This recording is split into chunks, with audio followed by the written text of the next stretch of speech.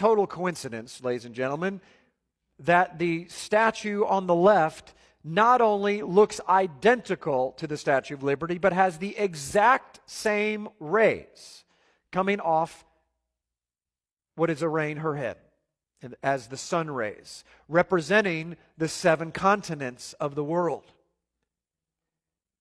It is the sun god that presides over the world. Oh, I'm not done yet.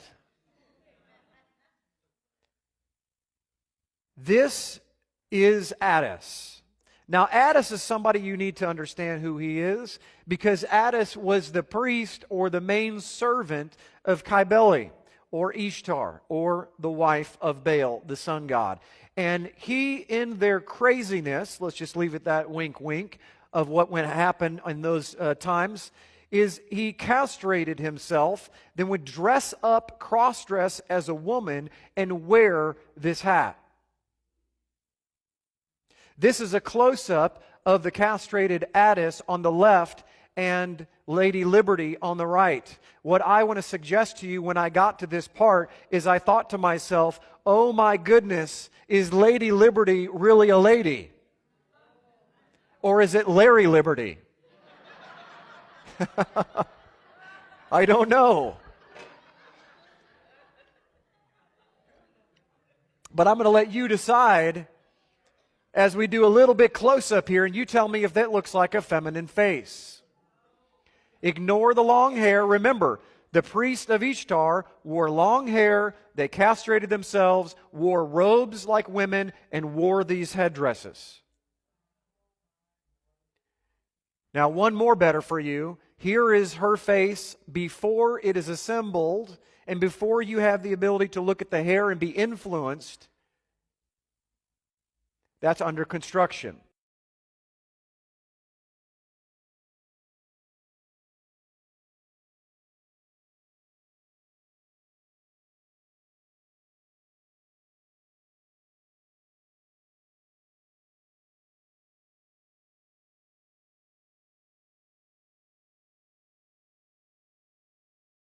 Has Attis, or the priest of Ishtar, and sun god worship showing up all over Egypt, all over Rome, all over Greece, and everywhere else in the Eastern Mediterranean, but is on our soils and has infiltrated America today and has literally become the epitome and the torch of freedom. It's bondage. Let's go one further. The 7 rays of the sun. Notice the nimbus, the halo of rays of the sun. This is an ancient pagan sun god. It's everywhere. This is not something they just made up. Helios, look at this. Holding a torch.